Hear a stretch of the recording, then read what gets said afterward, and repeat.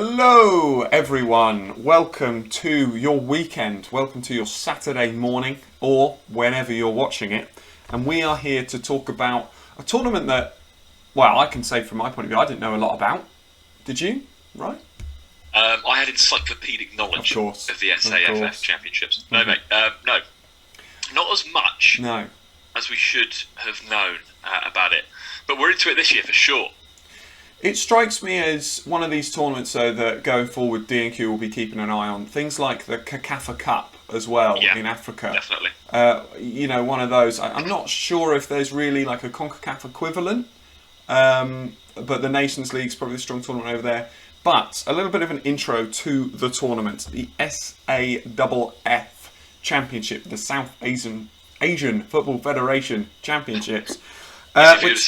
Yes, easy for me to say. Which has been going since the year 1993 and is an insanely passionate tournament. There are a maximum of 7 competing nations. That is Bangladesh, Bhutan, India, Maldives, Nepal, Pakistan and Sri Lanka, which screams minnow nations. There's not a side there, apart from India at a push, that you say is, a real decent competitive footballing side. Winners, goal scorers, it screams D&Q. India have won this tournament 7 times. They are the top winning nation, as you'd expect. But the Maldives currently holding the title, and it's actually the Maldives striker Ali Ashfaq who is currently top scorer of the tournament with 23 in all time. And Sunil Chetri chasing. He's currently on 17, but he's had a very good tournament this time out. But is it his last tournament? He is getting on, of course. Yeah. So this year's tournament included 5 of those 7 teams. It was India, Nepal, Maldives, Bangladesh and Sri Lanka. And believe it or not, even in a tournament of these 5 teams, these 5 Minnow Nation teams, there's a stark difference between some of them, isn't there, right? Yeah. I mean, but I think there will be. Like you've just mentioned, India as they've won 7 of so since 1993, this tournament is a biennial tournament, which means it happens every 2 years. They've won 7 of the 13 editions of the tournament. They've also featured in 12 of the 13 finals. India are a more established footballing nation. Sunil Chetri is one of the leading international all-time scorers across the planet. And they come across the likes of Sri Lanka and Bangladesh. And actually, to be fair, the shirt I'm donning today, Nepal. And they have a clear advantage over those smaller minnow nations. But it's still a tournament we absolutely love, and we've really got into it this year, and it's something that we'll be tracking, won't it? Especially today with being the final, and then moving forward. Yes, and we have had a comment on Twitch from Ozza Plays, loving the kits. Yes, we are lining up in opposition kits today. Ryan donning Nepal, and I am here, of course, in the Chetri India strip. So let's run through this tournament just generically. Not a lot of games to be played. They each play each other once. Yeah. And then the top 2 sides, because there's only 5 teams this time, the top 2 sides will then face off in a final as they do today. It's probably easier to start bottom up, and that is with Sri Lanka, ranked. Most recent ranking for Sri Lanka is 205 in the world. Now that is not good. It goes to 210. That is not good. It goes to 210 in FIFA World Rankings. Sri Lanka in at 205. But I must say, they have had a tournament to be proud of this time around. A tournament to be proud of. They've lost 1-0 to Bangladesh. They lost 1-0 to the Maldives, but a 3-2 defeat to Nepal, and their absolutely best result, holding rivals India to a 0-0 draw. Now, we've spoken about this a little bit between us. right? That UK influence. Yeah. Marvin Hamilton and Dylan De Silva being added in to that side. And I've seen some of the pictures. Sri Lanka, the Golden Army, a side potentially on the up. Yeah, you'd hope so. You'd hope so. The introduction of those British-based players with an improving side anyway. Razik stands out as their main threat, and they have had. Sometimes when these nations play and the bigger players for these smaller nations, they're almost excused from it, aren't they? It feels like Sri Lanka have cobbled together what has been their best available squad. And that shows in the results. So for them to come bottom of the group, they've got a point from their 4 games. It's a ridiculously good draw against India. Yeah. But all their other games are really, really closely contested fixtures. The 3-2 defeat to the finalists, Nepal, as well. We will be keeping close tabs on Sri Lanka as a nation, because the squad that they're building, a group of young players with potential, with some British-based players in there as well. We will see. But a good tournament for them, despite 4 games, 0 wins, just a singular point. You've got to take it into perspective. That's a good result for Sri Lanka. Yeah, and you look at they didn't lose by more than a 1-goal margin. And it's good for them that in that game against Nepal, which ended in defeat, the 2 newbies, Dylan and Marvin, both scoring in that as well, which is good for them. And I think going forward, we'll start to see more of Sri Lanka. It's unfortunate that, of course, they've now got to wait 2 years before the next tournament, but it'll be interesting to see. Now, other sides in there that didn't get up to a huge amount, Bangladesh and the Maldives, they were still in with a shout prior to match day 5, and match day 5 essentially became the semi-finals because Sri Lanka were out. They played all their 5 games. They weren't going to get there. And it was first versus third and second versus fourth. And essentially the winners of each game progressed.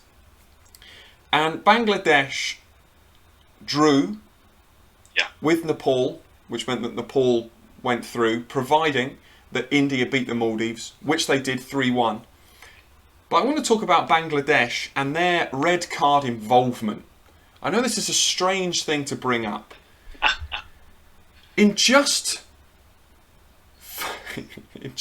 4 games, they had 2 red cards themselves, and Sri Lanka got a man sent off against them. The whole tournament, there's been 10 games, 4 red cards.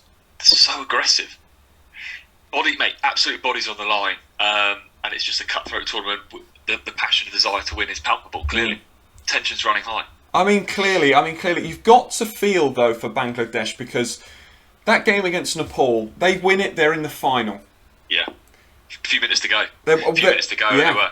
10 minutes to go. Raman Zico gets sent off, 79th minute. Yeah. 88th minute, Anjan Bista scores a penalty to knock Bangladesh out of the tournament. I mean, that must sting for Bangladesh, who ended up themselves getting 5 points.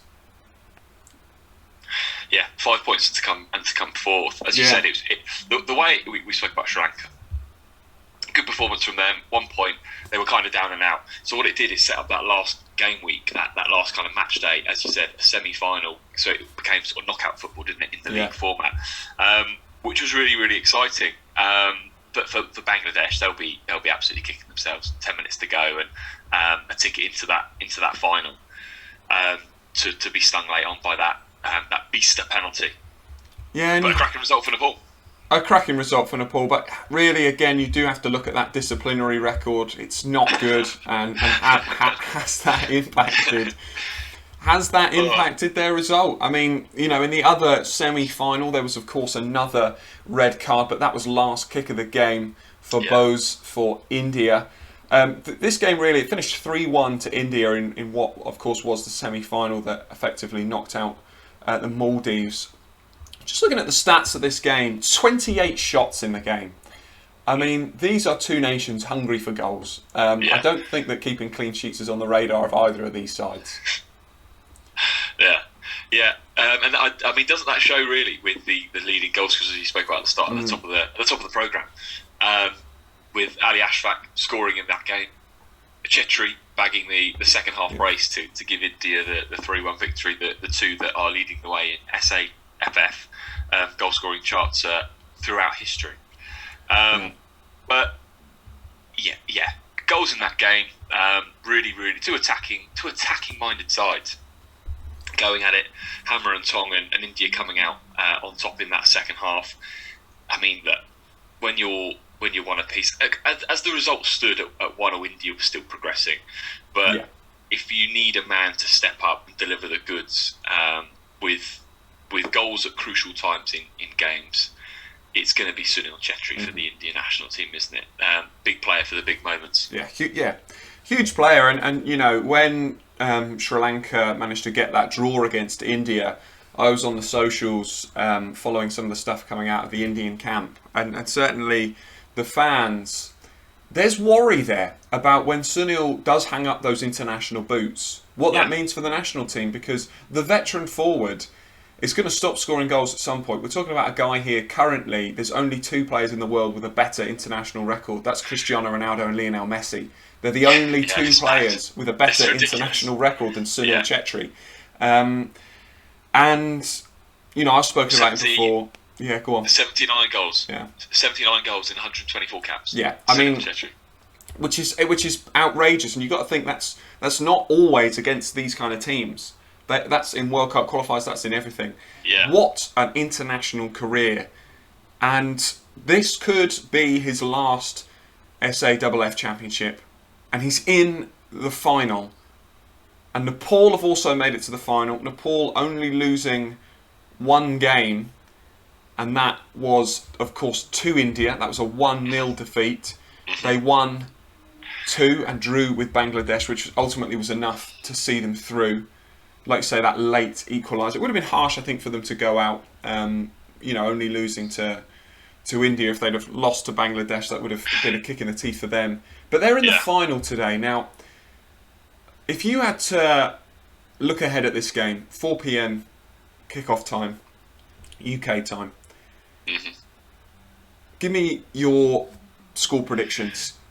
I mean, I think just before I do, it's worth touching on Nepal and the achievement to get to the final. Now, yes, 5-team tournament, so Sri Lanka are likely to come bottom. So there is a 2 in 4 slot. So there is the availability to do that. There's the opportunity for them to, but to go and actually deliver and get to that final, to score the penalty in the last 5 minutes of the game against Bangladesh to secure the point to take them there.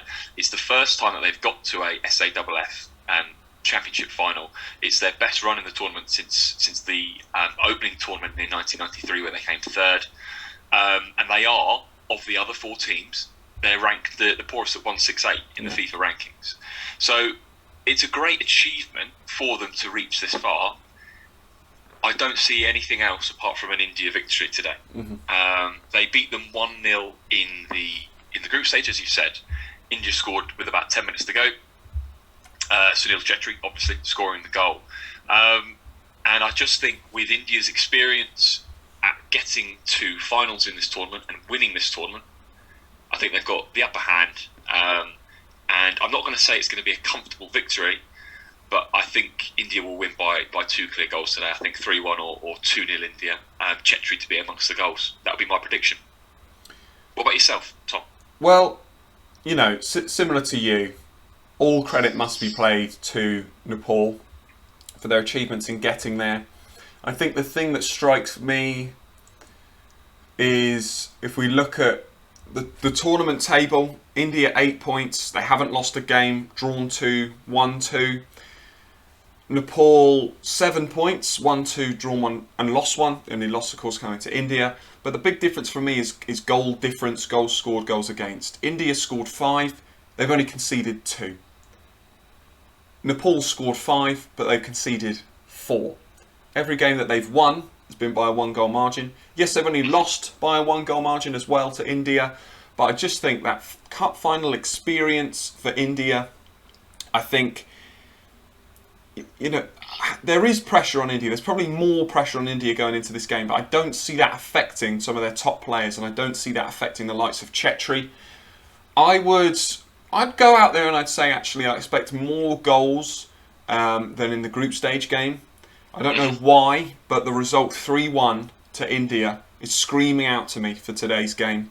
I think that it really depends on the first half, because as we saw the game against Sri Lanka, the longer and longer it went on, the less India had to throw at Sri Lanka. It wasn't anything, they didn't change their style of play, or they didn't change their game, they just couldn't get through. And I think if there's an early goal for India, I've got no doubts about that kind of 3-1 scoreline. Part of me really does want Nepal to do something in this game. Yeah. I just think, that's no discredit to India. I'm not saying that India don't deserve to win it. I'm not saying that they're not a minnow nation themselves. But I just think it would be incredible for Nepal, like you say, ranked where they are in the world, to turn up and win this tournament would be an extraordinary achievement for them. But unfortunately, as I sit here right now, I'm going for an India 3-1 win. Yeah. We've had a comment in the chats, again, from Ollie. What time is the game UK time? Will you be doing a watch-along? We probably won't be doing a watch-along for today's game, but it kicks off 4 p.m. UK time, so we'll definitely be hot on that. And across the socials on Instagram and Twitter and things like that, we'll be keeping everyone up to date on what the scoreline is and as the game progresses. Any closing remarks from you, my friend, on this tournament as a whole, this year's tournament, and what we can expect going forward? I think I want to just very quickly echo your line on Nepal, actually. So we both said that we think India will get the victory today. Head says India, heart would love something, a Nepal victory. You kind of look at it, you think, like, come on, India have won 7 of these, been 12 of the 13 finals. Share the love a little bit. So for Nepal, if Nepal were to be able to win, to beat India today, to secure that first title, I think it would be incredible. The tournament, in its entirety, kind of as a whole, it's definitely stuck itself on the map for us at D&Q, hasn't it? So we'll be really, really paying close attention to it moving forward. I think the 2021 tournament, I think they've done well to get it on, kind of doing a little bit of research ahead of the call.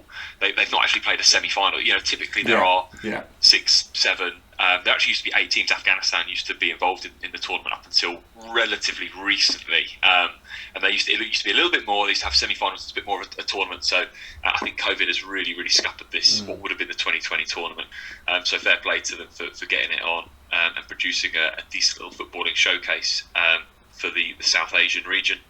We're looking forward to the final today. We're looking forward to seeing how the result comes out. And we're looking forward to sort of keeping our finger on the pulse with this tournament moving forward. Absolutely, yeah, I'd echo that. I mean, what a tournament it will be when it's at its full strength. If they manage to get it back to 7 for next time, potentially some more competitive nations, perhaps from a Sri Lanka point of view as well. With the Silva and Hamilton and others bringing Sri Lanka to hopefully another level. Teams like Bhutan will probably be at that sort of competitive level, and then Pakistan to chuck in the mix as well, a side that you can't discount from themselves reaching the final. So I'm looking forward to today, but I'm really looking forward, like you say, to watching this tournament progress as it goes on. I would love Nepal to win today, but I would also love Chetri to end up getting that top scorer across the tournament. And across all time. He's an absolute legend of the game. And I think that he'll be the difference today. So the SAFF Championship concludes today. What a tournament it has been. My favourite thing about it is the sheer number of red cards. There could be another one today, but I think the most likely result is a comfy India win. Thank you for joining us today. We appreciate it's a shorter video. But it's a shorter tournament, so there you go, and we will join you next time. We've got so many things to discuss on the channel, less than 2 weeks to go before our next interview as well, but probably the next topic of conversation, we're going to be going from South Asia down to the Pacific region to talk about just what the hell is going to happen in the Oceanic qualifiers, and we are looking forward to speaking to you about that. Ryan, my friend, have an excellent day today. Actually, I'll see you very shortly for breakfast. And I'll see you next time. Thanks, pal. Thanks all. See you soon.